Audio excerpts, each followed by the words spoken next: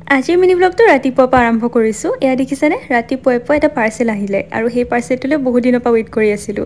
এইযোৰ night dress order কৰিছিলোঁ yellow' কালাৰত আৰু একদম পিয়'ৰ কটন আহিছে, যিহেতু মিন্ত্ৰাৰ পৰাই দিছিলোঁ। ইয়াতে লিংকটো দি দিছোঁ বাৰু, আপোনালোকৰ ভাল লাগিলে আপোনালোকে ল'ব পাৰে। বহুত বেছিয়ে ভাল লাগিলে মোৰ কোৱালিটিটো। আৰু তাৰপিছত পাকঘৰলৈ আহিলোঁ আৰু পাকঘৰত আহি আজি এটা বস্তু বনাম, সেইটো হৈছে চয়াবিনৰ পোলাও। বহুতবাৰ ৰেচিপি দিছোঁ, আজি আৰু ইমান ৰেচিপি দেখাই থকা নাই। আজি খালি আলু আৰু গাজৰে আছিলে ঘৰত, বেলেগ ইমান চব্জি নাছিলে, সেইকাৰণে এই দুটা বস্তু দিয়ে বনাই দিলোঁ। আৰু সেইদিনাখন মাল্টা কিনি আনিছিলোঁ যে, এয়া এতিয়া মাল্টাটো খাব লৈছোঁ। পিছে আপোনালোকে আচৰিত হ'ব পাৰে, মই এতিয়ালৈকে মাল্টা খায়ে পোৱা নাই, আজি ফাৰ্ষ্ট টাইমৰ বাবে খাই আছোঁ। আৰু খাবলৈচোন বহুত বেছি ভাল লাগে, একদম মিঠা মিঠা। আৰু আনিব লাগিব কেতিয়াবালে, খাই বহুত ভাল লাগিলে মোৰ। আৰু দুপৰীয়া এয়া চয়াবিনৰ পোলাও খালোঁ। আৰু বহুদিন ঘৰত সোমাই থাকিলে একেলগে মোৰ বেয়া লাগে মনটো, সেইকাৰণে আবেলি মাহঁতক ক'লোঁ অকণমান ওলাই যাওঁ এনেই বজাৰৰ ফালে। এয়া মই ৰেডি হ'বলৈ লৈছোঁ। আৰু এই টপটো দেখিছেনে, এইটো যে শ্বিনৰ পৰা কিনিছিলোঁ, তাকো ফ্ৰীতে।